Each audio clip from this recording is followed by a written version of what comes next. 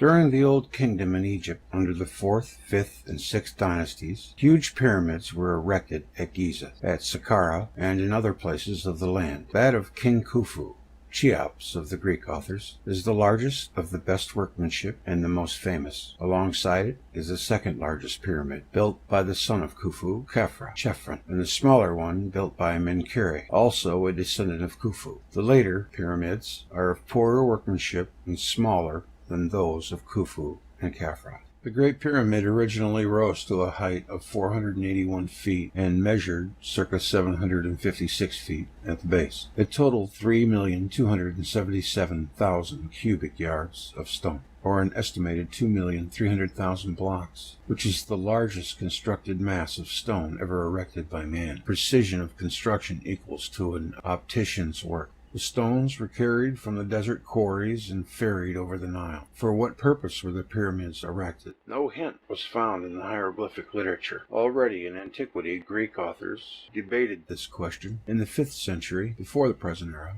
Herodotus gave a detailed account of their construction, but no indication of their purpose. Not even a tale concerning the purpose of the pyramids came down from the time they were constructed. For some reason or other, the buildings of the pyramids concealed the object of these structures, and this so successfully that not even a tradition has reached us which purports to have been handed down from the epoch of the pyramids' construction. Greek and Roman historians proposed some explanations, but they were refessedly only hypothetical, like this advanced by historians of later times. Diodorus of Sicily and Strabo thought that the pyramids were tombs. This was not the generally accepted theory. Pliny wrote, "Is it asserted by most persons that the only motive for constructing them was either a determination by the kings not to leave their treasure to their successors, or to prevent the lower classes from being unoccupied?" Strabo wrote that the entrance to the Great Pyramid was covered by a movable stone, and when this is raised, there is a sloping passage to the vault. Pliny thought that there was a well under the pyramid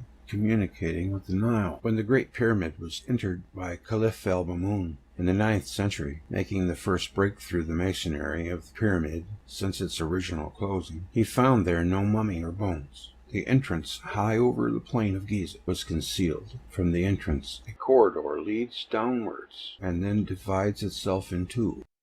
One route leads into the rock under the pyramid, where a little unfinished grotto chamber is found. The ascending passage leads to the great gallery, or the larger section of the ascending passage with steeply mounting floor, and to two chambers. One carries the name King's Chamber, the upper of the two, the other of the Queen's Chamber. These names are given by the archaeologists. The pyramid itself bears no inscription, except of the name Khufu, Cheops, painted by the quarry workers on a slab of the ceiling of the King's Chamber, not visible to a visitor to the chamber. Caliph al-Ma'mun found in the king's chamber a stone box, not a regular sarcophagus, but a rude unfinished, without a lid and without an inscription. He also found no trace whatever of burial, offerings, pottery, etc. One can presume the chamber to have been empty, but for the sarcophagus itself. King Khufu was not buried in the pyramid. He built a cemetery next to it, and there he entombed his mother and his 4 queens. His sons and his daughters were also buried there.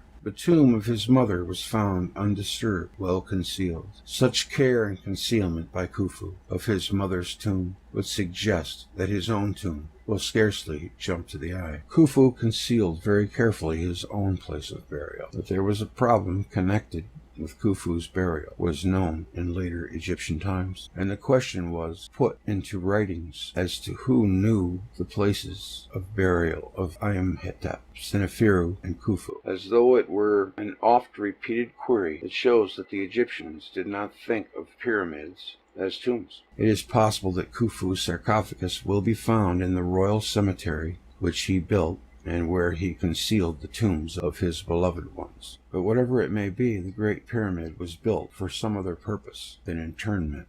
As the purpose for which the pyramids were built is by no means established, various other uses have been suggested in the 6th century before the Great Pyramid was entered, Gregory of Tours, 540 to 594, great name, thought the pyramids were granaries, built by the biblical Joseph, in which he kept the harvests of the fat years. Others, in modern times, thought they were built as defenses against the sands of the great desert, and many thought that they were built to serve as astronomical observatories. If they were built for astronomical purposes only, why were they built in groups, when an unobtruded horizon requires a single elevation? And why were smaller periods built next to the large ones in space and after them in time? If they were granaries, why is the space so small inside such large constructions? But if the pyramids were intended as tombs, why were the kings who built them not entombed in them? And why was it that the kings of the great dynasties in later times,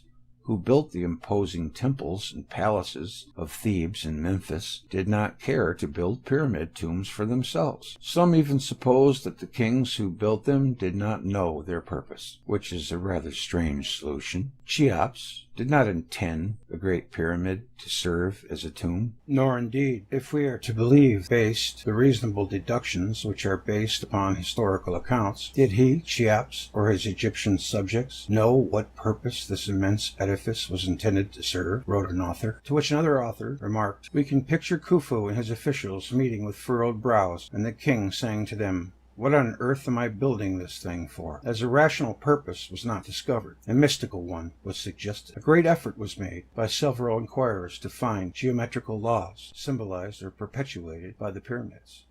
The ancient Egyptians were suspected of knowing some secrets of nature, and of incorporating them into the geometrical structure of the pyramids. Even the distance from Earth to the Sun was shown to be a clear multiple of the so-called pyramid inch. Also future events, and strangely enough, concerning mainly the British Commonwealth of the Victorian and post-Victorian days, were found predicted by the geometrical figures of the pyramids. Each new generation had its own pyramid maniacs. And now, the desperation of the rational school of scholars to discover the end for which the pyramids, the greatest structures of antiquity, were built, is expressed by Petrie. It is almost useless to speculate about their purpose. I shall here join the list of those who tried to solve the mystery of the pyramids and point to a purpose which, as far as I know, was never discussed, but which seems to me to be the true one. After the great catastrophes of the early ages, the kings of Egypt, conscious of the possibility of their repetition, erected the pyramids as huge shelters for themselves and the most important persons of their household. Pyramids as shelters have large bases and enormously thick walls to protect the chambers inside from hurricanes, avalanches of meteorites, or brimstone, poisonous gases, and inundation. Pyramidal form is statically the strongest possible structure for opposing a vertically directed impact from above meteorites, as well as lateral pressure of floods and hurricanes. The entrance is situated not on the level of ground, but high above it. The water of a flood 40 feet high would not penetrate the Pyramid of Cheops. But if the water were to rise as high as the entrance and force the door, it would not reach the chambers, which were situated at a higher level. The outer surface of the pyramid was covered with smooth stones, and was not in steps, as it has been since the stone facade was removed and used for other purposes during later ages. This smooth surface was the best protection against a shower of bolides, and served also to protect against the penetration of water. The entrance door was a swivel construction. 2 narrow channels inclined 31 degrees northern and 45 degrees southern to the horizon served for passage of air to the king's chamber. They could be closed off at their lower end. No large bolide could enter these channels. They were also placed in such a manner that from the inside of the pyramid 2 standard points of the sky could be observed. But if the pyramids were tombs, no observation of the sky would take place there. And if they were observatories, 2 small fixed openings would enable the observer to see only very limited squares of 2 sides of the sky. But by observing 2 points of the sky, one could judge meteorological conditions on the outside, and also In the case of a clear sky, whether the 4 directions remained unchanged. 2 other narrow channels similar to the first ones connect the lower chamber, the Queen's Chamber, of the Great Pyramid with the outside, but the last 5 inches of these channels were not open, and a stone plate separated the chamber from the channels. From this and other evidences, it was concluded that the work of construction had been interrupted, and that there had been an alteration in the original plan. But it would appear that the second pair of the ventilating shafts was purposely not tunneled into the lower chamber. This precaution is understandable if we realize the purpose of the whole construction. The constructors of the pyramids had very much in mind the possible effects of earthquakes, and they solved their problem very satisfactorily. The sides of the Great Pyramid, which are built at an angle of 51 degrees 51 minutes to the horizon, can hardly have their stones moved from the outside. A movement to the inside is barred insofar as the pyramid is filled from the apex to the base with stones, the only exception being the chambers and the corridor to them, including the Grand Gallery. The King's Chamber in the Cheops Pyramid has 5 superimposed ceilings of great blocks of granite. The rest of the pyramid is built of limestone. Should one granite roof give way, the next one would absorb the shock. The tremendous shocks experienced by the entire globe when the orbit changed and the poles were displaced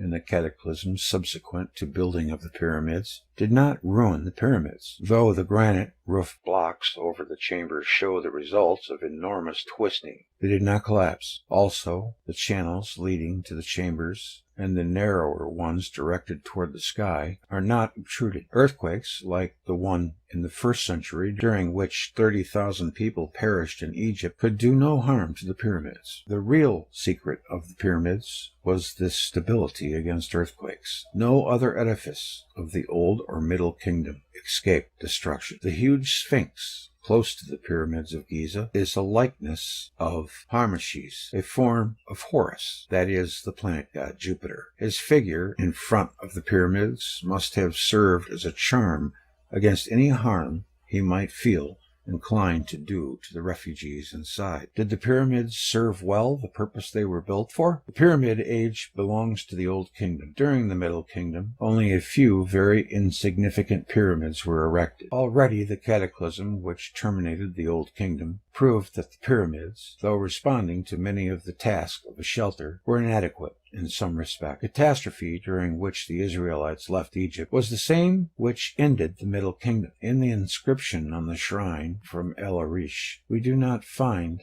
that the royal family went to seek refuge outside the palace. Nobody left the palace during the 9 days of the tempest. Also, the biblical story tells of casualties in the family of the king and his palace when the earth was convulsed and the houses were smitten. Apparently, at that time, the futility of the shelters had become known. This implies that during the cataclysm, which put an end to the Old Kingdom, the pyramids were recognized as potential fatal traps. The pyramids were not sufficiently protected against electrical discharges. Lightning is attracted by the vertex of the pyramid. The builders of the pyramids knew, of course, the fact that tall buildings attract lightning. They must have also known that lightning is abundant in the storms that accompany and follow cataclysms. It seems to me that the ancient way to protect a building from lightning must have been by building thick walls and erecting pillars around the buildings. Electrical currents travel the periphery of a cable. The enormously thick walls protect the inner chambers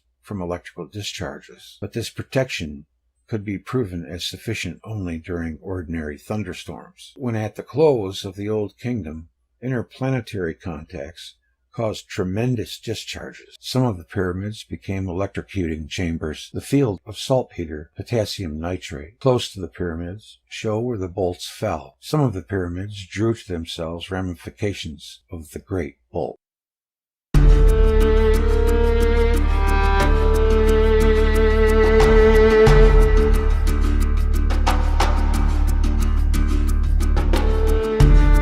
And we have references.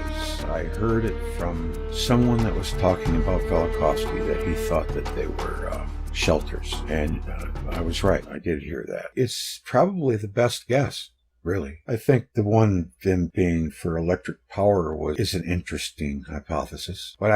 E.B. Smith, Egyptian Architecture as Cultural Expression, New York, 1938. Herodotus, 124. F. Petrie, Natural History. The not entirely dissimilar theory propounded by Kurt Mendelsohn, who suggests the principal motive for building the pyramids lay in the desire to transform an agricultural village community into a centralized form of society. Pyramid Technology, 1973. Mendelssohn's technical discussion of great value, independent of his other conclusion. Riddle of the Pyramids, London, 1974. F. Petrie and his Pyramids of Egypt, London, 1883, page 168, interpreted Strabo's statement as referring to a swivel door, and, though any remains of it would have disappeared, with the removal of the pyramid's outer casing sockets, which may have served to accommodate such a movable entrance block, were found at both the Bent Pyramid and at the Pyramid of Midim. The discussion by Edwards in The Pyramids of Egypt, page 130, for an attempt at a reconstruction of the swivel door. P. Tompkins. Secrets of the Great Pyramid, New York, 1971. The outer casing of the Great Pyramid, long since removed, apparently did bear an inscription, still visible in Herodotus' time. Herodotus' report of its meaning, however, indicates that he was deliberately misled by his guides. N. Wheeler, Pyramids and Their Purpose, Antiquity, 9, 1935. There's a lot of authors here. A lot of references on this one. The Great Pyramid, Its Spiritual Symbolism, Glasgow, 1924. Piazzi Smythe, the Royal Astronomer of Scotland, calculated the perimeter of the Great Pyramid as equal to 36,562 pyramid inches. I haven't heard of a pyramid inch before. There's a couple of things I read here that I never heard before. As Velikovsky later found out, Comys Beaumont had made a similar suggestion in a book he published in 1936. Professor Lynn Rose pointed out to Velikovsky that the ventilating shafts draw in air from the outside. Therefore, atmospheric pollution would eventually penetrate inside. It is not unthinkable that filters made of perishable materials were used in the air vents. Astronomical investigation concerning the so-called air shafts of Cheops Pyramid, 1864, Pyramids of Egypt. Edwards wondered at the purpose of the ceilings.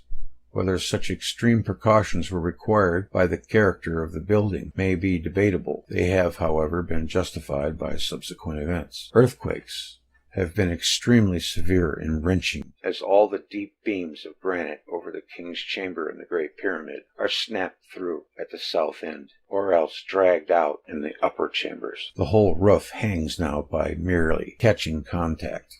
F. Petrie, Egyptian Architecture, London, 1938. So at least it was regarded by Thutmose IV of the 18th dynasty 1,000 years later. Professor Lynn Rose suggested to Dr. Velikovsky it was not necessary for the entire charge to have been conducted through the stone. The ventilating shafts contained any water or were wet. The charge could have moved directly into the chambers. And I think there has been evidence in a couple of them that there was an explosion, isn't there? So that's probably exactly what happened. Yeah, that's pretty good.